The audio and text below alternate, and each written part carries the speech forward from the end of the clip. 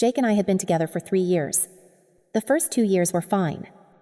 But the last year, pure psychological warfare.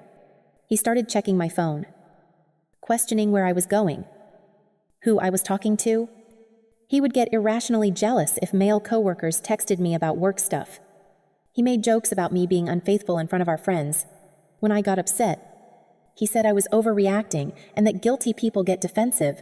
The worst part was I never cheated. Not even close. I was completely faithful while he was projecting his own behavior onto me. Drop a comment and let me know. Have you ever had a partner accuse you of doing exactly what they were doing? I want to know I am not alone in this. It was Ashley who first caught him. She had been my best friend since high school. Basically like a sister. One night, while Justin was at work, she came over after I mentioned another one of his wild accusations. I showed her a text where he was questioning why I got home 15 minutes late from grocery shopping and suggesting I was meeting someone. Ashley got this weird look on her face and showed me her phone. Justin's dating profile was active that very day. His bio even said he was single and looking for fun. Ashley confessed she had suspected for weeks. A friend of hers had matched with him, but recognized him as my boyfriend from pictures on my social media. Ashley had been gathering evidence before telling me because she wanted to make sure it was not just a misunderstanding. I did not cry. I did not ask why. I just went quiet. You see, I am a forensic accountant. My entire career is built on finding the discrepancies in the ledger, the missing numbers that people think they have hidden. I do not get mad, I get evidence. And looking at that profile, something clicked in my brain. It wasn't just anger, it was a realization. In psychology, this is called shadow projection. It is a defense mechanism where a person takes their own unacceptable qualities or feelings and ascribes them to other people. Justin's paranoia wasn't about me. It was never about me. It was his own guilty conscience eating him alive. Looking for a mirror. Every time he accused me of lying, he was confessing. Every time he called me sneaky, he was describing himself. He was telling on himself for months, and I just hadn't been listening to the right frequency. That night, we formulated a plan. Ashley wanted to egg his car or post the screenshots. I told her no. That is amateur hour. That is emotional. We needed to be surgical. We needed to target the one thing Justin loved more than himself, his ego. He was obsessed with status. He listened to those alpha male podcasts, always talking about high-value men and high-value women. He looked at me like I was safe, reliable, boring. So, we were going to give him exactly what he thought he deserved. Enter my cousin, Samantha. Justin had never met her because she lived on the other side of the country and had only just moved back to the city. She is a flight attendant and does Instagram modeling on the side. She knows exactly how to dismantle a man like Justin because she deals with them at 30,000 feet every day. The plan was simple but devastating. Samantha would be the bait.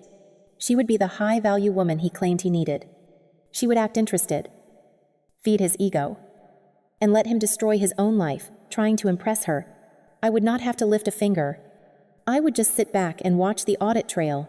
Samantha orchestrated the meet cute at his gym. It is one of those invite-only fitness clubs downtown that costs more than my car payment, which Justin insisted he needed for networking. Samantha got a guest pass. We studied Justin's routine. He always posted workout selfies with timestamps, predictable as a clock. Samantha wore these insane leggings and positioned herself on the treadmill next to his favorite bench press. She texted me from the gym Target acquired. He has not stopped staring since I walked in. What happened next was so predictable, it was almost boring. Justin accidentally bumped into her while getting a towel. He started a conversation about protein shakes. But Samantha didn't just flirt, she challenged him. She gave him a look, looked him up and down, and said something about how rare it is to see a guy actually lifting heavy instead of just taking selfies. She hit the ego button. By that evening, he was already texting her. I sat with Ashley on my couch reading every message. My stomach was in knots. But my head was cool. The texts were exactly what you would expect. Compliments about how fit she looked. Questions about whether she was single. Justin told her he was single. Complained about his psycho ex. Me, who he was trying to break up with but who would not take the hint. When Samantha asked why he did not just end it, he wrote, "She pays half the rent and does all the cooking and cleaning. Why give that up until I find something better?" Reading that was like swallowing glass. But it confirmed everything. I was just an asset to him, a a depreciating asset. Samantha and Justin had their first date 3 days later. He told me he had a work event. I kissed him goodbye, told him to have fun, and immediately drove to Ashley's apartment, where we tracked the whole evening. He took her to this ridiculously expensive steakhouse he had never taken me to. Despite my hints, Samantha said he ordered the priciest wine on the menu, bragged about his important job in tech sales, and his investments. Then came the first big hit.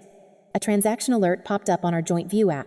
$2,800 at a luxury watch store. He bought her a watch on the first date. Not even a watch for her. Really. But a prop for him to show he could. I sat there in my pajamas, paying our electric bill from my personal account because he had forgotten to transfer his share again. Watching him drop nearly $3,000 to impress a stranger. The contrast was blinding. I was funding his survival so he could fund her luxury. That was the moment any lingering guilt I had evaporated. This wasn't a breakup anymore. It was a liquidation. A month passed. Justin was living 2 lives, and the strain was starting to show. He came home late, smelling like unfamiliar perfume, looking exhausted. He told me work was crazy, that quotas were up. I just nodded, made him coffee, and played the supportive girlfriend.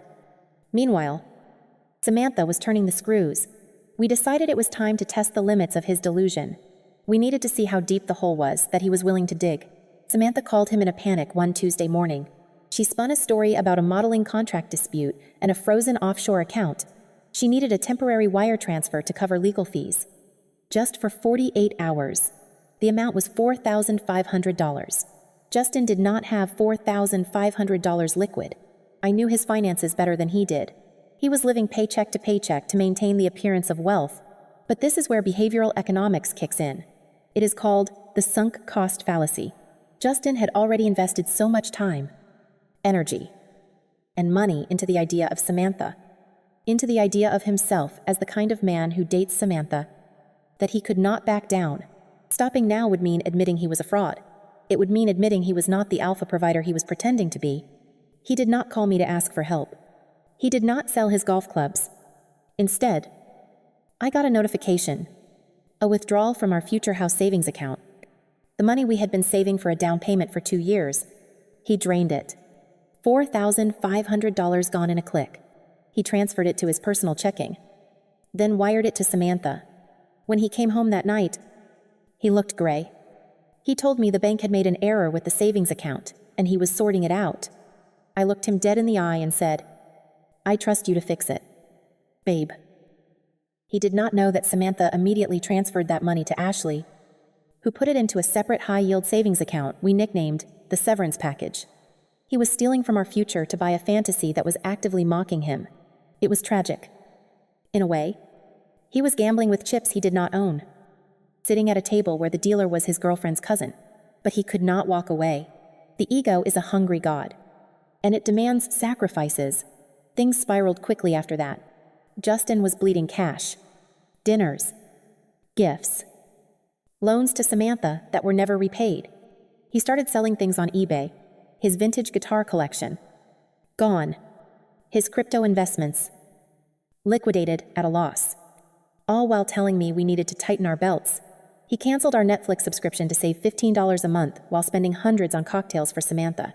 Then came the twist I did not see coming. I thought he would break up with me. I thought he would try to leave. But a narcissist does not leave a reliable supply until they have secured the new one. And Samantha was keeping him at arm's length, making him chase. So, he decided to secure his safety net. He came home one evening, looking like a ghost, sweating through his shirt. He sat me down on the couch, his hands shaking. I thought, here it comes, the confession. But he didn't confess. He got down on one knee. He pulled out a ring box. Inside was a tiny diamond, clearly financed. Nothing like what we had discussed years ago. He started this speech about how he had been distant because he was realizing how much I meant to him, how he wanted to build a life together. He was proposing. He was trying to lock me down legally and financially because he was drowning. I looked at the ring, then at him. It was pathetic, but I knew if I said no, he might spiral too fast. I needed him to feel safe for the final phase. I forced tears into my eyes. I put the ring on. I said yes.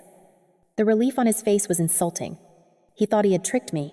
He thought he had secured his maid, his cook, his roommate who pays rent. Later that night, while I was pretending to sleep, I heard him on the phone in the bathroom. He was talking to Samantha. I had my voice memo app running. He said, "Don't worry about her. She is just my starter girlfriend. I am detangling my assets. I just need a few more weeks to get the equity out. And then I am done with her. You are the only one I want." Starter girlfriend. That phrase burned differently. It is a term used in real estate for a small, cheap house you buy just to build credit so you can buy the mansion later. I wasn't a person to him. I was a stepping stone. I was a utility. In the world of narcissistic abuse, this is the discard phase waiting to happen. They use you up, drain you dry, and then toss you aside for a new source of supply. He was keeping me on the hook just long enough to survive. Hearing that recording was the moment my heart finally turned to ice. There was no pity left. No mercy. He wanted a high-value woman. He was about to find out exactly what a woman like me costs. The next morning, I initiated the endgame. I sat him down for a serious fiancé talk. I told him that since we were getting married, we needed to be financially transparent. I told him I wanted to start our marriage with a clean slate. I told him I had looked into his credit score, which I knew was tanking, and that I could use my perfect credit to get us a consolidation loan. A big one. $35,000. Enough to wipe out his debts and give us a fresh start. The look on his face was like a drowning man spotting a lifeboat. He nearly cried. He asked if I was serious. I said yes. But there was a condition. To get the best rate, the bank needed to see a full audit of his assets and liabilities. I needed his passwords. All of them. Credit cards, bank accounts, investment portfolios. I told him, "I'm an accountant. Babe, let me handle the paperwork. You just stress less." He handed them over. He was so desperate for the money, so desperate to plug the holes in his sinking ship, that he gave the forensic auditor the keys to the crime scene. He thought I was just his stupid, loving fiancé. He forgot who I actually was. I spent the next 3 days combing through everything. It was worse than I thought. He had maxed out 3 credit cards. He had taken a payday loan with an insane interest rate. But then I found the smoking gun, the kill shot. There was a charge pending on his corporate American Express, the card that is strictly for business expenses, monitored by his company's compliance department. He had booked a trip, a luxury retreat to Bali, 2 tickets, first class, a private villa. Total cost, $28,000. The dates were for the upcoming weekend. He was planning to take Samantha to Bali on his company's dime, banking on the idea that he would pay it back with the $35,000 loan I was supposed to get him. He was embezzling from his employer to fund an affair with my cousin, using a loan from me to cover his trap. It was a Ponzi scheme of stupidity. I did not scream. I did not confront him. I printed the statement. I processed the loan paperwork, which was actually just a stack of blank pages I pretended to file. I told him, "It is all handled. Babe, the money will hit your account on Monday. You should go on that business trip this weekend. You look stressed." He hugged me.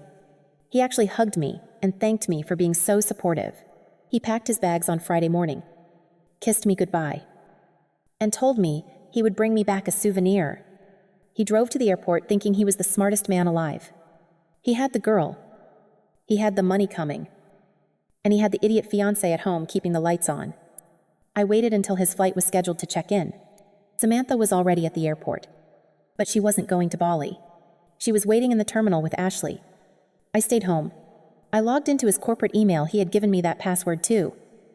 The idiot and I found the automated flag from his finance department asking for verification on the Bali charge. I forwarded that email to his boss, his HR director, and the compliance officer. Subject line: fraudulent activity report. Attached the itinerary with Samantha's name on it. Then, I texted Samantha, "Execute." Justin was standing in the first-class check-in line, looking around for Samantha. He was probably rehearsing his cool guy lines. Then his phone buzzed. A notification from work. His access to the company server had been revoked. Then a call from his boss. I can only imagine the panic. But before he could even process that, he got a text from Samantha. It was a selfie. Me, Ashley, and Samantha, taken weeks ago when we were planning this. We were all laughing, holding glasses of wine. Samantha was wearing the $2,800 watch he bought her. The caption read, "The audit is complete. You are overdrawn. Enjoy Bali alone." He didn't go to Bali. He couldn't. His corporate card was declined at the counter. Security was alerted. He was standing there in the middle of the terminal, suitcases packed with tropical shirts, realizing his entire life had just evaporated. No job, no girl, no loan, and new fiancé to come home to. I didn't wait for him to return. By the time he took a cab back from the airport, paid for with cash because his cards were frozen, I was gone. I moved out while he was at the terminal. I took the dog. I took the furniture I had paid for. I took the coffee maker.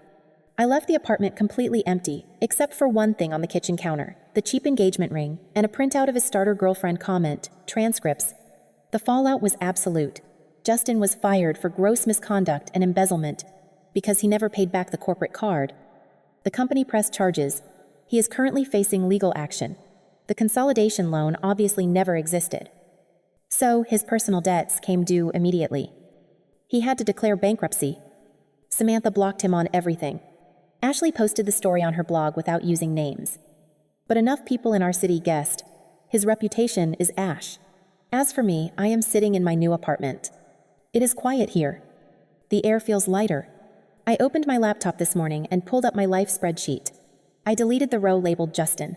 I looked at the severance package savings account, the money Samantha had funneled back to us. It was enough to cover my moving costs and a real vacation. One I am taking with Ashley and Samantha next month.